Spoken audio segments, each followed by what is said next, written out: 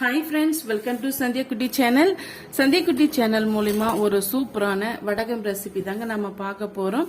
அதுக்கு முன்னாடி நம்ம சேனலை சப்ஸ்கிரைப் பண்ணாத நண்பர்களா இருந்தீங்கன்னா ப்ளீஸ் சப்ஸ்கிரைப் பண்ணிக்கோங்க.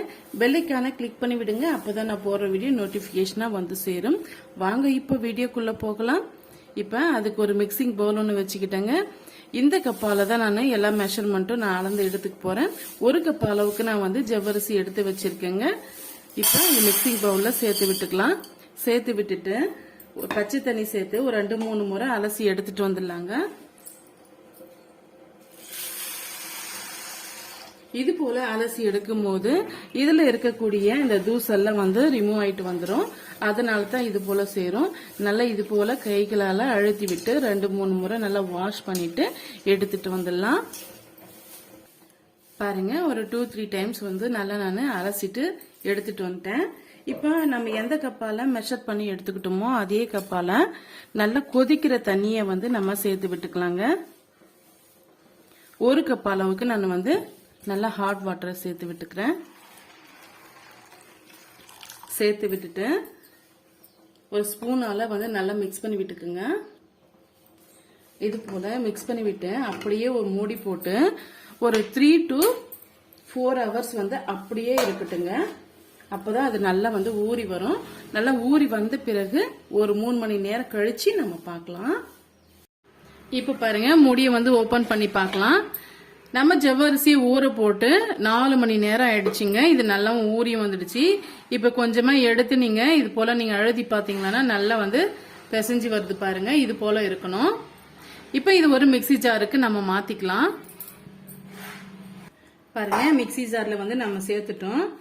இப்ப எந்த கப்பால அளந்து எடுத்துக்கிட்டீங்களோ அதே கப்பால நான் கொஞ்சமா ஒரு பாதி அளவுக்கு நான் தண்ணி சேர்த்து நல்லா நைஸா அரைச்சி எடுத்துட்டு வந்துட்டு போறேன்.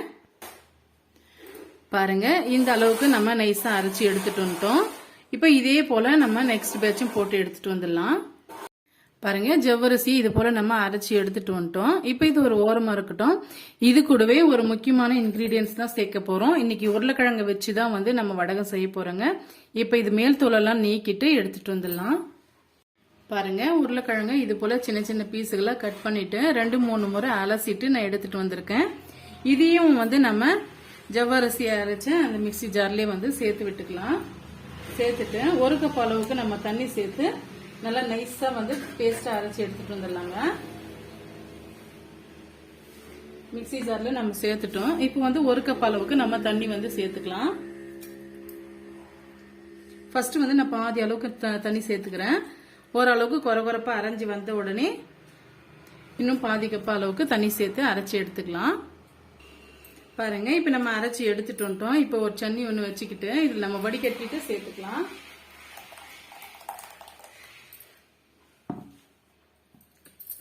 ஒரு ஸ்பூனை வச்சு நல்லா வந்து அழுத்தி விடுங்க. நான் இப்போ வந்து பாதி அளவுக்கு தான் நான் தண்ணி சேர்த்திருக்கேன். இன்னும் பாதி கப் அளவுக்கு அப்படியே தான் இருக்கு. திரும்பவும் நம்ம பாதி கப் அளவுக்கு தண்ணி சேர்த்துட்டு நல்லா நைஸா அரைச்சி எடுத்துட்டு வந்து நம்ம பிழிஞ்சு இதோட நம்ம சேர்த்து விட்டுக்கலாம்.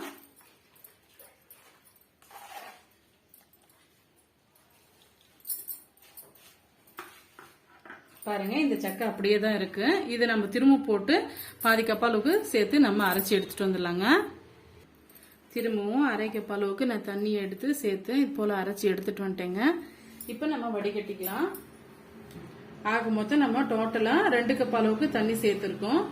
ஜவ்வரிசிக்கு வந்து 1 கப் அளவுக்கும் உருளைக்கிழங்குக்கு 1 கப் அளவுக்கும் நம்ம சேர்த்திருக்கோங்க. மொத்தம் 2 கப் அளவுக்கு நம்ம சேர்த்திருக்கோங்க. ஸ்பூன் வச்சு நீங்க அழுத்தி விட்டுக்குங்க. அப்படி இல்லைன்னா கைகளாலையும் நீங்க பிரஸ் பண்ணி விட்டீங்கன்னா அந்த சாறு வந்து இதோட மிக்ஸ் ஆயிட்டு வரும், நல்லா கலந்து வரும். இது போல வடிகட்டி விட்டுக்கலாம்.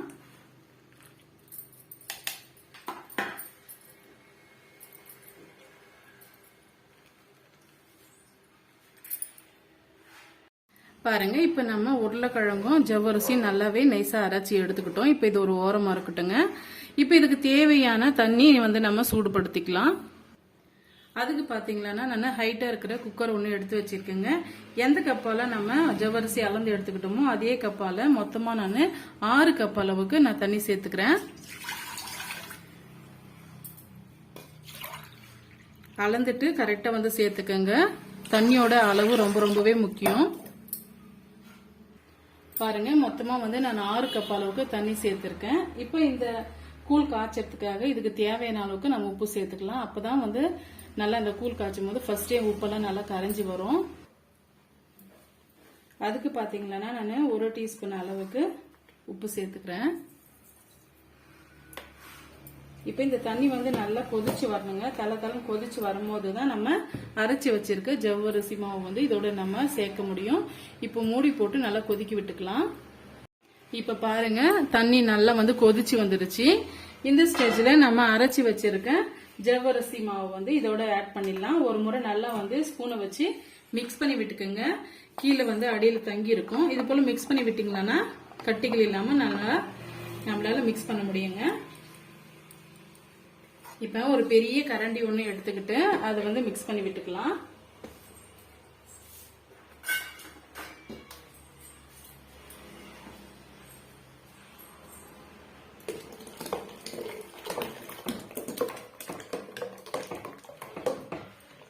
இப்ப ஹை ஃப்ளேம்ல வச்சு நல்லா வந்து கிண்டி கொடுத்துட்டே இருங்க.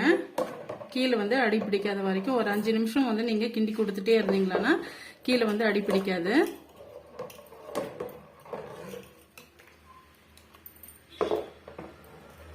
நல்லா கிண்டி விட்ட பிறகு எந்த அளவுக்கு வந்து கூழ் காய்ச்சணும்னு சொல்லிட்டு நான் சொல்றேன். விடாம ஒரு 5 நிமிஷம் வந்து அப்படியே மிக்ஸ் பண்ணி கொடுத்துட்டே இருங்க. பாருங்க இந்த அளவுக்கு வந்து நம்ம கூழ் காய்ச்சி எடுத்துக்கிட்டோம். இதை நான் காமிக்கிறேன் பாருங்க. கொஞ்சமா நீங்க தண்ணி தொட்டு அதை நீங்க இழுத்து விட்டீங்களா அப்படியே நிக்கணும். இப்ப நான் காமிக்கிறேன் பாருங்க. கொஞ்சமா தண்ணி வந்து கையில அப்ளை பண்ணிட்டு இது போல இழுத்து விட்டீங்களா அப்படியே இருக்கணும். இதுதான் வந்து கரெக்டான பதம்.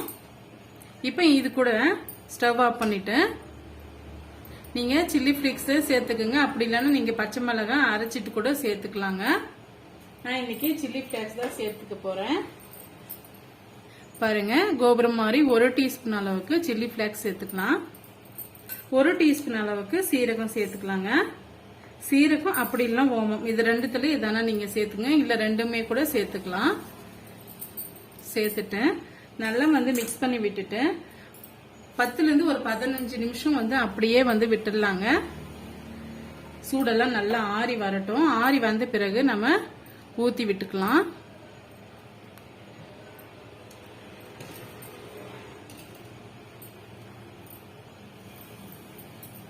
ஒரு 10ல இருந்து ஒரு 15 நிமிஷம் அப்படியே ரெஸ்ட் விடலாங்க. பாருங்க ஒரு 10 நிமிஷம் கழிச்சு இது போல நான் ஊத்தி எடுத்துக்கிட்டேன். இது போல ஊத்தி எடுத்துக்கிட்ட பிறகு நல்லா காஞ்சி வந்த பிறகு நான் எடுத்துட்டு காமிக்கிறேன்.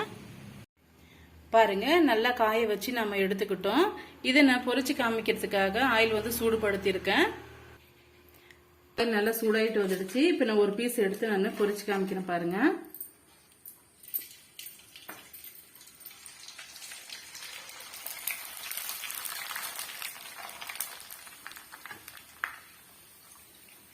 பாருங்க எவ்வளவு சூப்பரா வந்து பொரிஞ்சு வந்துடுச்சு. நான் இன்னொரு பீஸும் எடுத்து நான் பொரிச்சு காமிக்கிறேன்.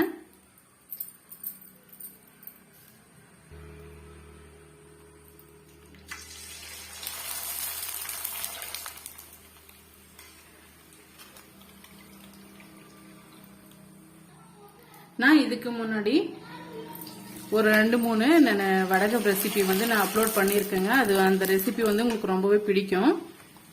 கண்டிப்பா வந்து ஃப்ரீயா இருக்கிற போது நீங்க போயிட்டு செக் பண்ணி பாருங்க. உங்களுக்கு ரொம்பவே யூஸ்ஃபுல்லா இருக்கும். இந்த வடகம் பாத்தீங்கன்னா அப்படியே ஸ்டோர் பண்ணி வச்சீங்கன்னா 1 வருஷம் வரைக்கும் கூட கெட்டு போவாதுங்க. அப்படியே வந்து ரொம்பவே கிறிஸ்பியா இருக்கும். டேஸ்டும் வந்து ரொம்பவே அருமையா இருக்குங்க. பாருங்க நம்ம கடையில வாங்குற அப்பளம் போல எவ்வளவு சூப்பரா வந்து பொரிஞ்சு வந்திருக்குன்ட்டு. நல்ல வெயில் அடிக்கிற டைமை பார்த்து இது போல நீங்க அதிகமான அளவுக்கு நீங்க செய்து வச்சுக்கிட்டீங்கன்னா உங்களுக்கு ரொம்பவே யூஸ்ஃபுல்லா இருக்கும். ரொம்பவே டேஸ்டியான இந்த ஜவ்வரிசி வடகம் வந்து உங்களுக்கு பிடிக்கும்னு நினைக்கிறேன். பிடிச்சிருந்தா மறக்காம சந்திக்குட்டி சேனலுக்கு சப்ஸ்கிரைப் பண்ணுங்க, லைக் பண்ணுங்க. ரொம்ப பிடிச்சிருந்தா ஃப்ரெண்ட்ஸ் அண்ட் ஃபேமிலியோட நிறைய ஷேர் பண்ணுங்க. பாருங்க நான் வந்து ஒரு பீஸ் வந்து நான் அழுத்தி காமிக்கிறேன் எவ்வளவு கிறிஸ்பியா வருதுன்ட்டு. பாருங்க ரொம்பவே அருமையா இருக்கும். இந்த ரெசிபி உங்களுக்கு பிடிக்கும்னு நினைக்கிறேன். பிடிச்சிருந்தா மறக்காம சதிக்குட்டி சேனலை ஃபாலோ பண்ண மறந்துடாதீங்க. தேங்க்யூ ஃபார் வாட்சிங்.